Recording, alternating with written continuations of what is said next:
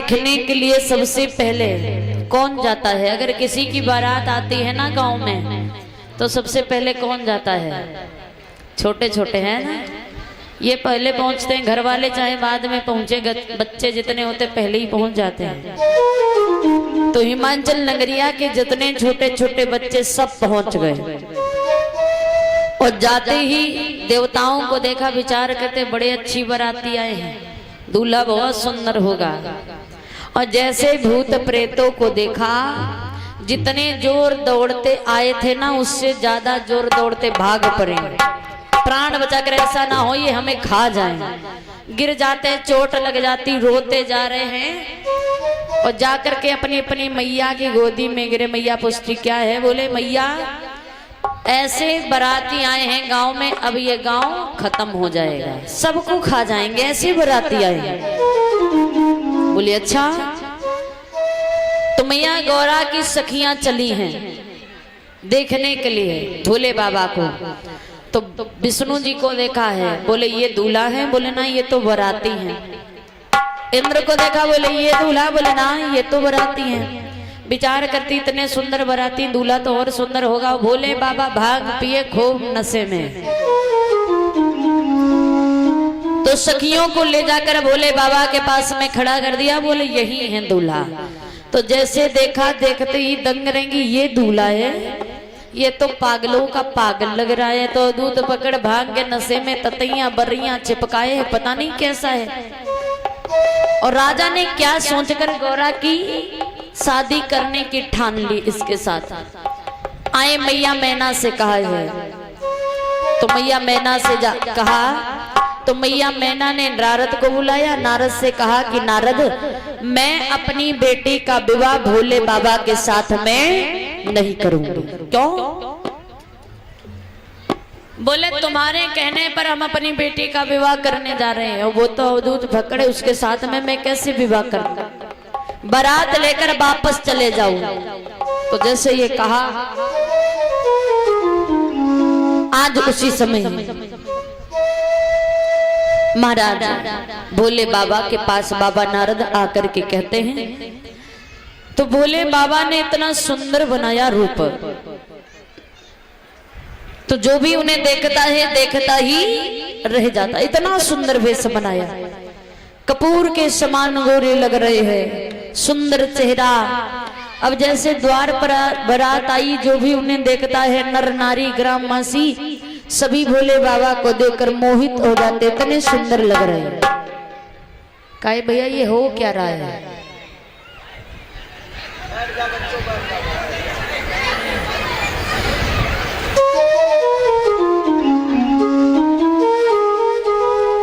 अब जैसे ही मैया मैना ने देखा, राजा हिमांचल बड़े खुशी हैं। आज इधर द्वारचार होता है और इधर भोले बाबा की बारात में शुक्र शनिचर और गए थे। अब भोले बाबा से कह रहे महाराज हमें तो भूख लगी है।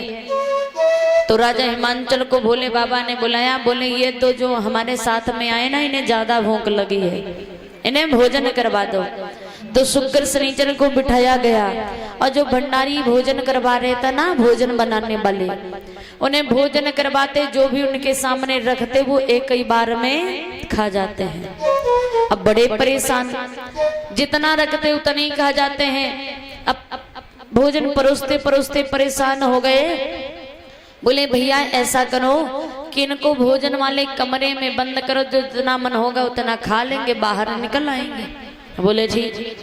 जिस कमरे में स्थान पे भोजन रखा था उसमें बंद कर दिया और 10 मिनट बाद दरवाजा खोल कर देखा, सारा कुछ साफ है, कुछ नहीं बचा। जितना कुछ भोजन, जितना कुछ बनवाया गया था, शुक्र शनिचर ने सब खा लिया। फिर भी चिल्ला रहे भूख लगी है, कुछ भी हो ला कर दो। तो आज वो जो भंडारी भोजन करवाते थे ना, वो कहते हैं शुक्र शनिचर से छोटा सा बालक का भेष बनाए। बोले कि लल्ला लड्डू खाओगे, कचौड़ी खाओगे या हलवा खाओगे? बोले ले आओ ले आओ ले आओ, बोले ले आओ ले आओ ले आओ।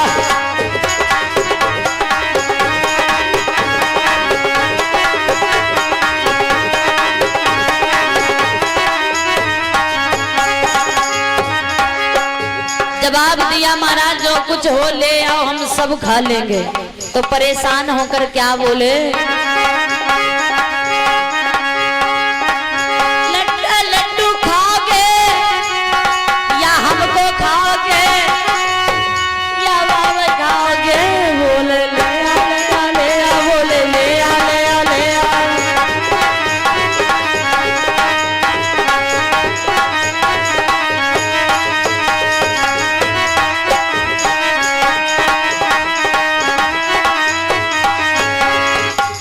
जवाब दिया जो कुछ हो ले आओ हम सब खा लेंगे। जिसको कह दो कि इसको खा जाओ हम खा जाएंगे।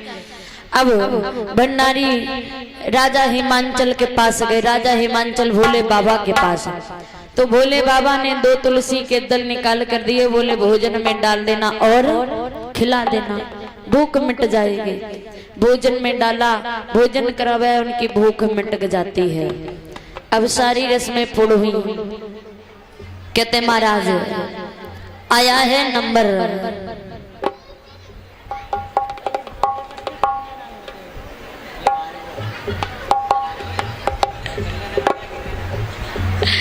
अब आया है नंबर कन्यादान का।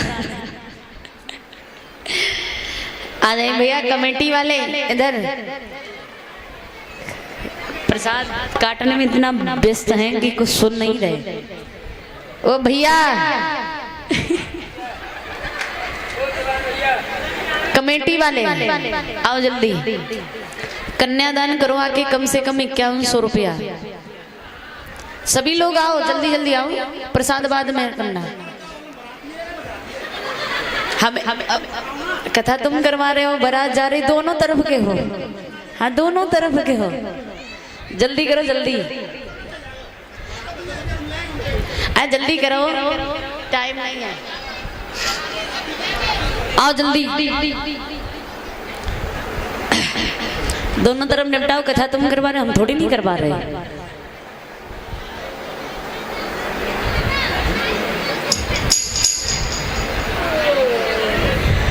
ऐसा करो पीछे छिप जाओ तो ठीक है, दिखाई ना पड़ तो ठीक ही है ना।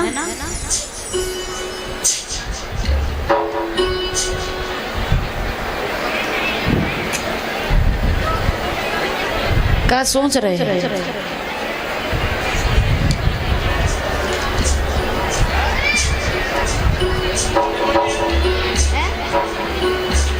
कुछ नहीं, जल्दी आओ। बहुत ज्यादा ले आए हैं, बहुत ज्यादा है।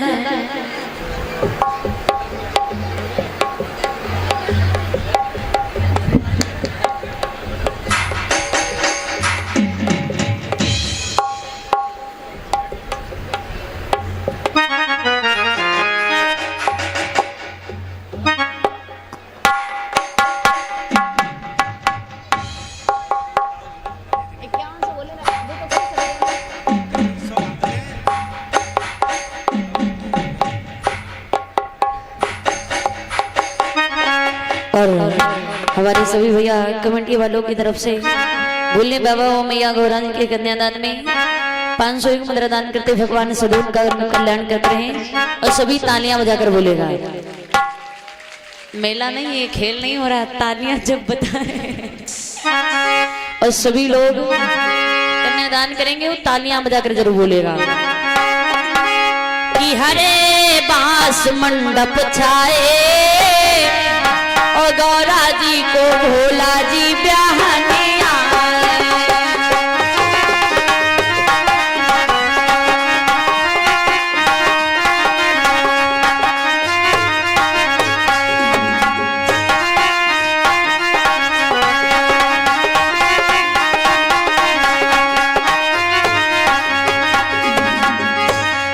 आप लोग भी कन्यादान करेंगे, समझे सभी लोग। हरे बांस मंडप छाए गौरा जी को भोला जी ब्याहने आए।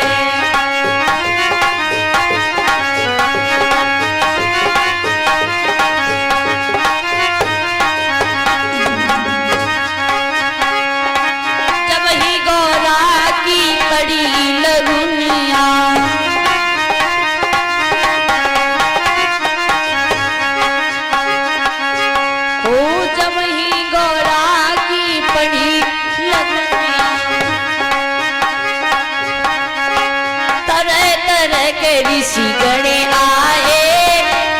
जी को भोला जी ब्याहनिया।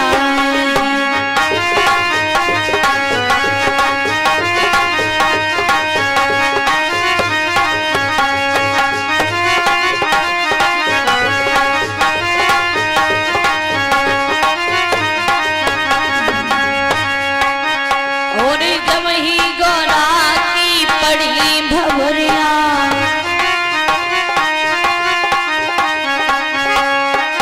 ब्रह्मा जी ने वेद गाए, गौरा जी को भोला जी ब्याहने आए।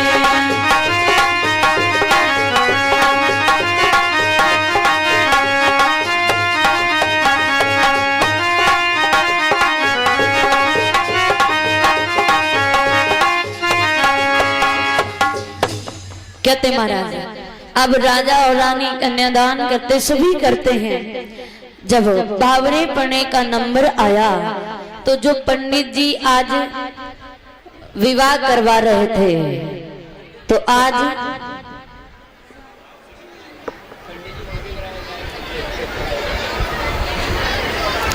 कहते महाराज जो आज पंडित जी विवाह करवा रहे थे, तो उसी समय वो पंडित जी कहते हैं भोले बाबा से कि महाराज हमारे यहाँ का ये नियम है कि जो भी विवाह करने के लिए आता है दूल्हा, उसे अपने 3 पीढ़ियों का नाम बताना पड़ता है। तो आप भी बता दो। जवाब दिया, आप ये बताइए कि तुम्हारे पिता का क्या नाम है। भोले बाबा विचार करते हैं हमें खुद नहीं पता कि हमारे पिता कौन है। तो भोले बाबा इधर उधर देखने लगे, तो ब्रह्मा ने इशारा किया कि ऐसा कहो कि हमारे पिता ब्रह्मा हैं, तुम्हारा विवाह तो हो जाएगा। बोले हमारे पिता हैं ब्रह्मा जी। बोले बहुत अच्छी बात है, ब्रह्मा के पिता कौन है। बोले बाबा फिर उधर उधर देखते, भगवान विष्णु कहते इशारे से हमें बता दो कि ब्रह्मा के पिता विष्णु हैं, बाद में देखा जाएगा कौन किसका पिता है, तुम्हारा विवाह हो जाएगा। बोले हमारे पिता ब्रह्मा, ब्रह्मा के पिता विष्णु। बोले अब आखिरी नाम बता है कि विष्णु जी के पिता कौन है। तब फिर इधर उधर देख रहे कि अब की फिर कोई कह दे फिर हम बता दें, लेकिन अब की बार किसी ने नहीं कहा कि हमें बता दो। 5 मिनट हो गए, भोले बाबा बड़े परेशान, क्या बताएं। तो भोले बाबा कहते पंडित जी सुनो, बोलो। बोले हमारे बाप ब्रह्मा और ब्रह्मा के बाप विष्णु और इन सब के बाप हम हैं। अगर विवाह करना है तो करो, वरना बारात लेकर वापस चले जाएं। तो महाराज भावने पड़ती है, सारी रस्में पूर्ण हुई। जब विदाई की वेला आई है तो मैया मैना अपनी बेटी को समझाती है कि बेटी नारियों का धर्म होता है कि करो सदा शंकर पद पूजा और नारी धर्म पति देव ना दूजा। नारी का धर्म होता है कि अपने पति का सुख दुख में साथ दे, हमेशा सेवा करे। तुम भी अपने पति की सेवा करना। आज मैया पार्वती बिलक बिलक रोने लगी, और जब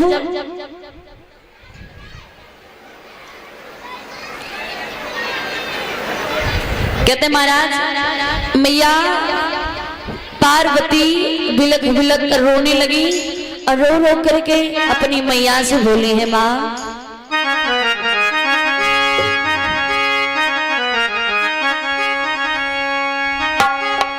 कि मुझे माँ से गिला हो मिला ये सिला, बेटियां क्यों पराई हैं, बेटियां क्यों पराई हैं मेरी माँ, बेटियां क्यों पराई है। मुझे माँ से गिला, मुझे माँ से गिला मिलाई ही सिला, मुझे माँ से गिला मिलाई ही सिला, बेटियां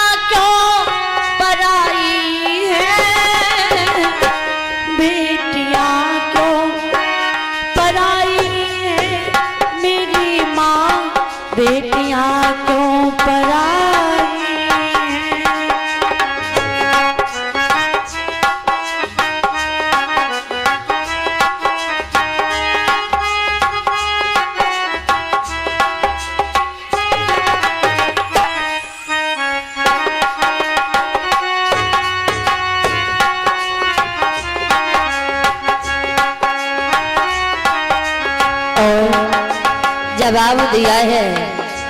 मैया रोकर कहती हैं कि हे माँ, उस माँ बाप से पूछो कि जो 20-22 साल तक अपनी बेटी को अपने कलेजे से लगाकर रखता है, पाल पोस कर बड़ा कर देता है और एक पल में वो दूसरी को दे देता है। खेली जिस गोदी जिस आंगन में, वो भी अपना पराया सा लागे, वो भी अपना पराया सा लागे।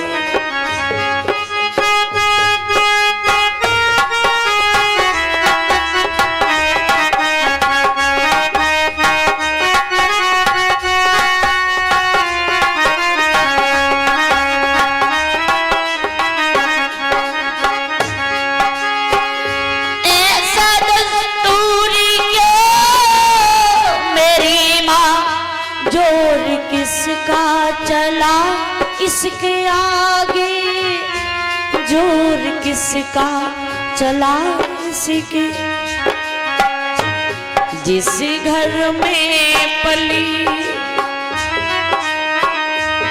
जिस घर में पली उसी घर से चली, जिस घर में पली उसी घर से चली। ये कैसी विदाई है, बेटियां क्यों पराई है मेरी माँ, बेटियां क्यों पराई है।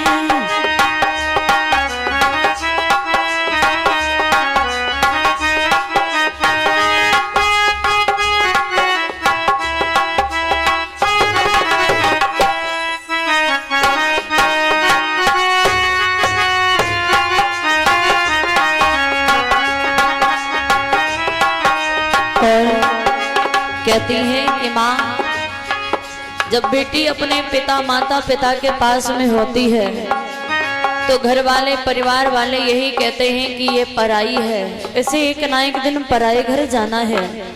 और जब ससुराल पहुंचती है तो ससुराल वाले कहते हैं ये पराई है। तो मैया पूछती हैं कि बेटी का घर कहाँ है।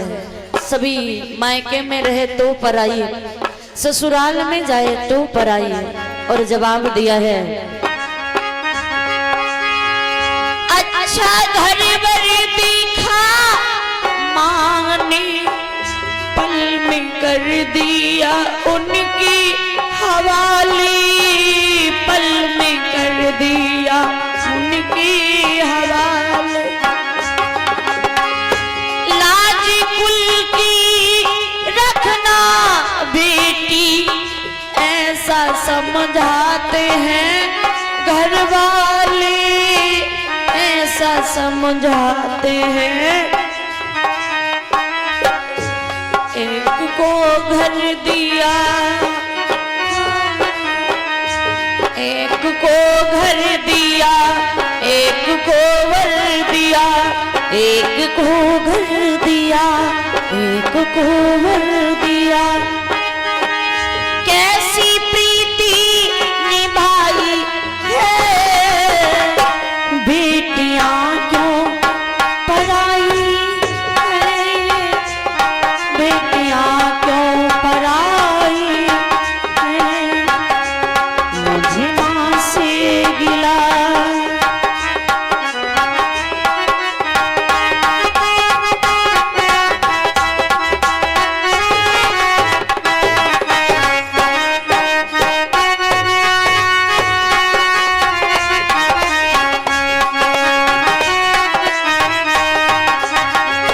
मुझे माँ से गिला मिला ये सिला, मुझे माँ से गिला मिला ये सिला। बेटियां क्यों पराई हैं, बेटियां क्यों पराई हैं, बेटियां क्यों पराई हैं। मुझे माँ से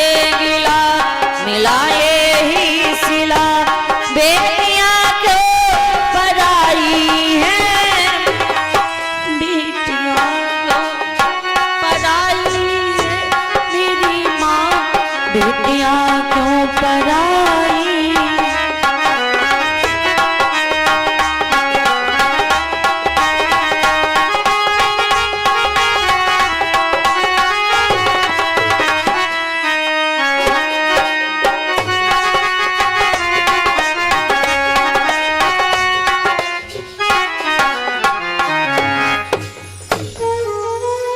सुखदेव जी महाराज कहते हैं